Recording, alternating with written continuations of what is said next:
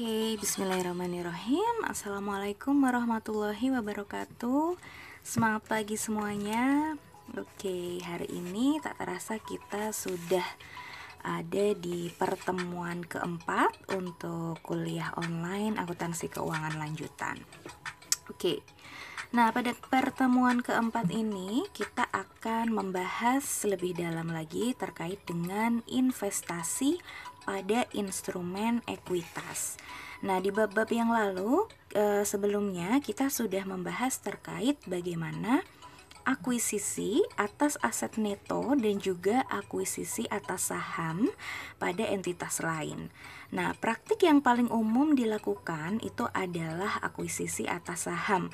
Sehingga pada bab ini dan next bab-bab selanjutnya kita akan membahas terkait dengan fokus pada investasi atas saham di entitas lain. Oke, langsung saja. Nah, rangka bab kita nanti akan membahas apa sih karakteristik dari investasi pada instrumen ekuitas, kemudian metode-metode apa yang digunakan dalam penjurnalan terkait dengan transaksi ini. Nah, ada metode biaya dan metode nilai wajar, kemudian ada metode ekuitas dan isu-isu lain seputar investasi pada instrumen ekuitas. Oke, kita mulai saja terkait dengan karakteristik saham. Nah, sebelum kita masuk ke karakteristik saham, kita harus tahu terlebih dahulu apa sih instrumen ekuitas itu. Nah, menurut PSAK 50 revisi 2014 tentang instrumen keuangan di bagian penyajian, instrumen ekuitas itu adalah setiap kontrak yang memberikan hak residual atas aset suatu entitas setelah dikurangi dengan seluruh liabilitasnya. Nah, pada jenis perusahaan perseroan terbatas, hak residual ini terdapat pada saham, sehingga nanti di bab ini kita akan berfokus terkait dengan saham biasa. Oke. Nah, kemudian apa sih investasi pada instrumen ekuitas itu? Nah, berarti mencerminkan adanya kepemilikan atas saham yang diterbitkan oleh entitas lain. Nah, di sini pada PSAK 50 revisi 2014 itu dinyatakan bahwa investasi pada instrumen ekuitas yang diterbitkan entitas lain itu memenuhi definisi instrumen keuangan, yaitu aset keuangan. Nah, sehingga nanti pihak yang memperoleh kepemilikan saham itu disebut investor, dan pihak yang menerbitkan saham disebut dengan investi. Nah, di sini berdasarkan Undang-Undang Nomor 40 Tahun 2007 tentang perseroan terbatas, ada beberapa hak yang dimiliki oleh investor terkait dengan sahamnya. Nah, di sini ada 3 ya, menghadiri dan mengeluarkan suara dalam RUPS, kemudian nanti berhak untuk menerima dividen dan sisa kekayaan hasil likuidasi jika perusahaan itu nantinya akan melakukan kombinasi usaha maupun mengalami kebangkrutan gitu ya. Kemudian hak lain yang diatur berdasarkan undang-undang ini. Nah, apa sih yang membedakan saham itu dengan investasi-investasi lainnya? Nah, yang membedakan di sini adalah saham itu memberikan adanya hak suara. Ini ya, yang ini tidak dimiliki di investasi pada instrumen lainnya, misalnya hutang. Nah, karena hutang di sini hanya sebatas penerimaan bunga dan pengembalian pokok utang saja. Sedangkan hak investor atas investasi pada instrumen ekuitas itu tidak hanya sebatas penerimaan dividen dan juga sisa kekayaan hasil likuidasi, tetapi di situ ada hak suara di situ. Nah, hak suara ini menyebabkan pengaruh investor terhadap investinya itu akan berbeda-beda tergantung persentase kepemilikan sahamnya. Nah, di sini diatur PSAK 15 dan PSAK 65. Seperti apa? Nah, secara garis besar, tingkat pengaruh atas kepemilikan saham dibagi menjadi 4 ya. Jika di bawah 20% maka tidak memiliki pengaruh, 20-50% itu pengaruh signifikan, di atas atau sama dengan 50% itu pengendalian bersama, dan jika lebih dari 50% itu merupakan pengendalian yang kemarin sudah kita bahas di bab sebelumnya. Oke, maaf, tadi yang pengendalian bersama itu kurang dari atau sama dengan sampai dengan 50% ya. Nah, di sini juga metode akuntansinya akan berbeda. Teman-teman bisa lihat. Nah, di bab ini nanti kita akan fokus di bagian metode biaya dan nilai wajar dan juga metode ekuitas. Nah, pengaruh signifikan itu seperti apa? Nah, tadi antara 20% sampai dengan 50% ya, itu tergolong pengaruh signifikan. Jadi di sini dia hanya berkuasa untuk berpartisipasi dalam keputusan kebijakan keuangan dan operasional investi, tetapi tidak dalam taraf mengendalikan ya. Nah, tetapi di sini ada beberapa bukti adanya pengaruh signifikan. Jadi tidak hanya diukur dengan besarnya persentase kepemilikan saja. Nah, di sini apa saja sih yang bisa menyebabkan investor itu memiliki pengaruh signifikan? Nah, di sini ada beberapa poin. Di antaranya adalah keterwakilan dalam dewan direksi dan juga komisaris, kemudian partisipasi dalam kebijakan, transaksi material antara entitas dengan investi, kemudian adanya pertukaran personel manajerial dan penyediaan informasi teknis yang pokok. Nah, sekarang kita akan masuk ke contoh hak suara potensial. Nah, jadi di sini contohnya itu ada sebuah perusahaan investi ya, di sini memiliki saham beredar 1 juta. Nah, di sini ada 4 investor dengan masing-masing kepemilikan persentase kepemilikan sahamnya. Nah, di sini ternyata selain kepemilikan saham itu, investor A dan B itu memiliki waran sebanyak 30.000 dan 20.000. Nah, tiap lembar waran ini memiliki hak untuk membeli 1 lembar saham biasa pada harga yang telah ditentukan selama kurun waktu 3 tahun. Nah, ceritanya di sini mulai tahun ini hak atas waran ini sudah berlaku. Sehingga jika mengacu pada persentase kepemilikan investor A yang hanya 18% itu maka tidak termasuk dalam pengaruh signifikan.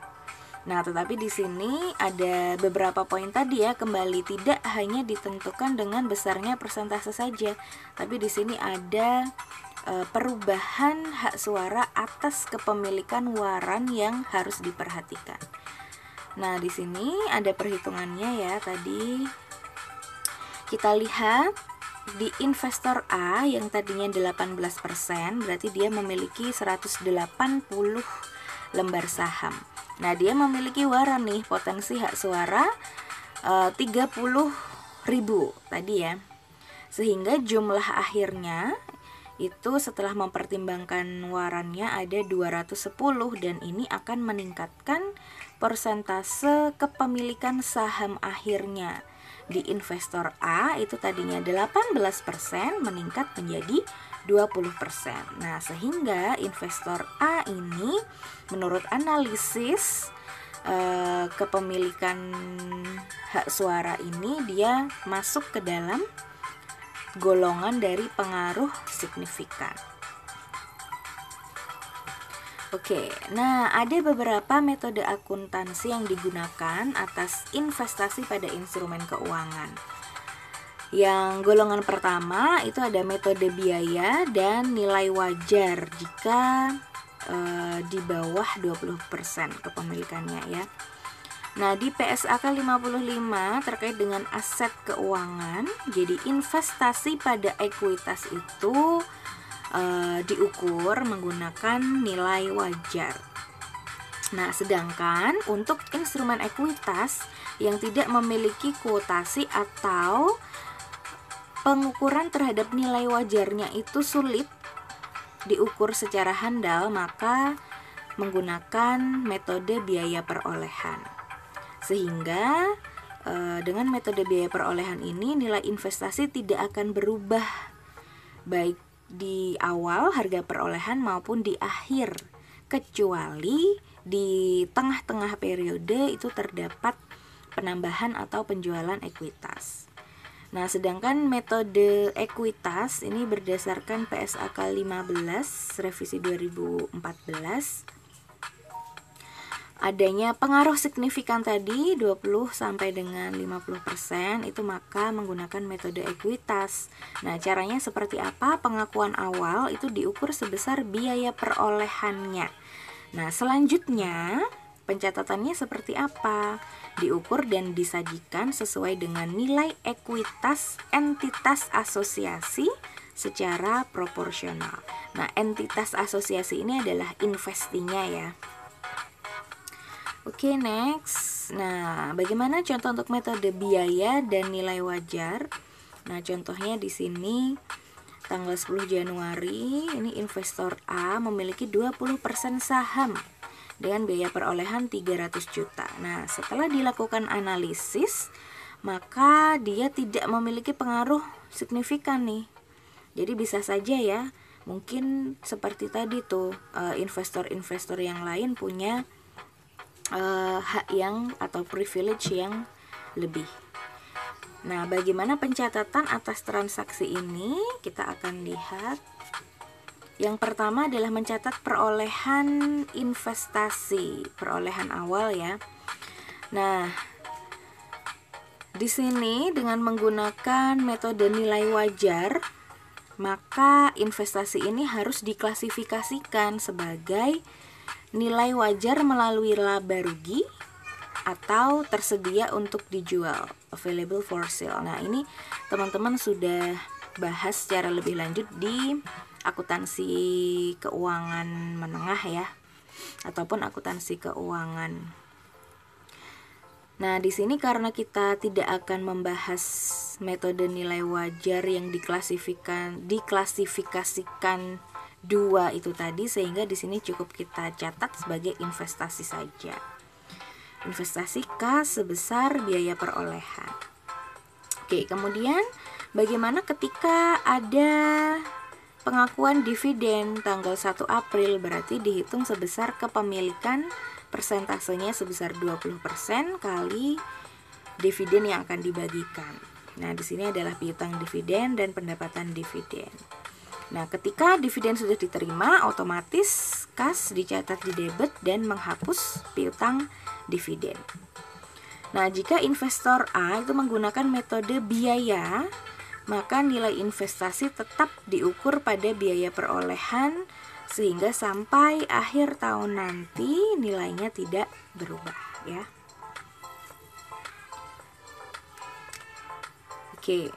Nah, jika menggunakan nilai wajar, secara otomatis di akhir tanggal pelaporan nanti harus diukur berdasarkan pada nilai wajar tersebut. Nah, di sini nilai akhir wajar pada akhir tahun 2019 yaitu sebesar 20% dikalikan 15 juta lembar sahamnya dikalikan nilai wajarnya sekarang berapa per lembar saham itu ya. Di situ Rp110. Nah, nilai tercatat sebelumnya tadi di awal adalah 300 juta. Sehingga untuk mencatat pengakuan selisih nilai wajar tadi di sini untung karena lebih besar nilai wajar di akhir periodenya, sehingga debitnya adalah investasi, kemudian kreditnya adalah keuntungan selisih nilai wajar sebesar 30 juta selisihnya.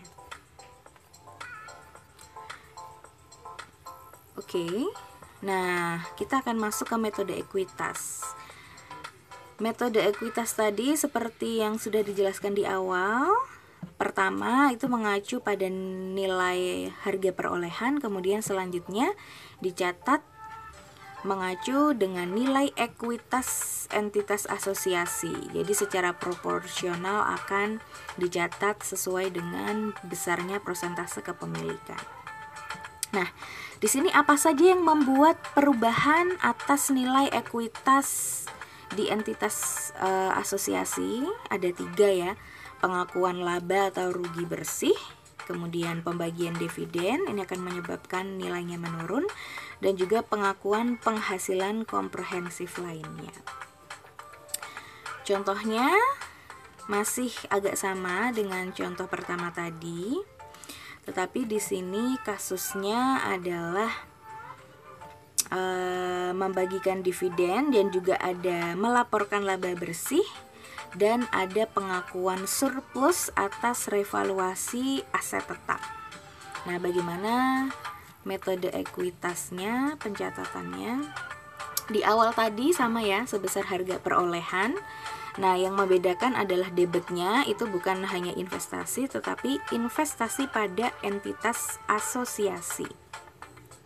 Kemudian, bagaimana untuk pencatatan dividen?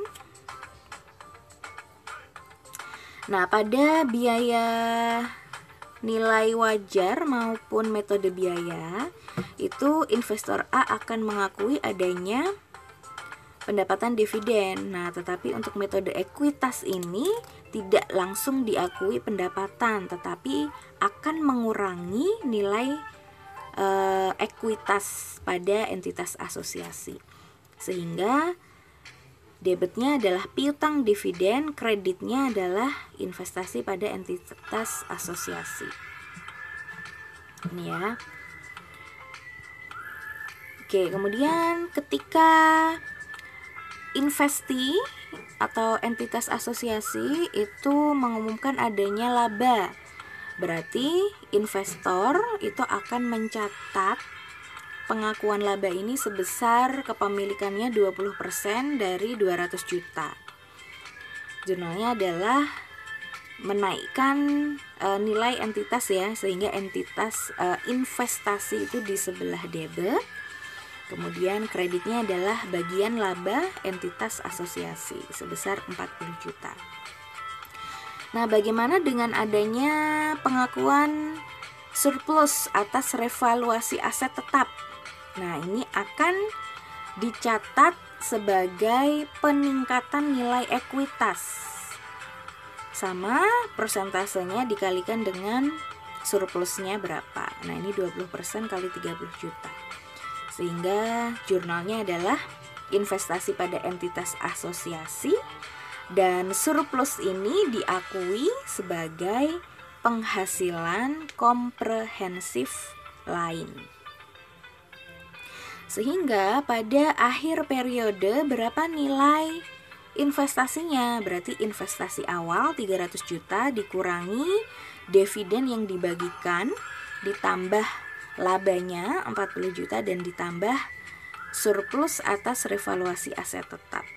Sehingga dengan metode ekuitas ini maka akan dicatat investasi pada entitas asosiasinya itu pada akhir tahun 2019 sebesar 326 juta. Nah, ini merupakan perbandingan jurnal untuk metode biaya, nilai wajar, dan ekuitas. Bisa teman-teman lihat, untuk kedua metode yaitu biaya dan nilai wajar itu tidak ada pengakuan atas laba ataupun rugi dan juga penghasilan komprehensif lainnya. Hanya di nilai wajar itu nanti akan ada penyesuaian nilai wajar di akhir periode. Sedangkan untuk metode ekuitas, ketika investi laba, rugi, ataupun ada penghasilan komprehensif lain, maka akan dicatat juga di jurnalnya investor ya. Oke teman-teman, seperti itu materi kita hari ini. Kalau ada yang ingin ditanyakan, nanti silahkan kita diskusikan di kelas online kita. Oke, terima kasih atas perhatiannya. Sehat selalu. Billahi taufik wal hidayah. Wassalamualaikum warahmatullahi wabarakatuh.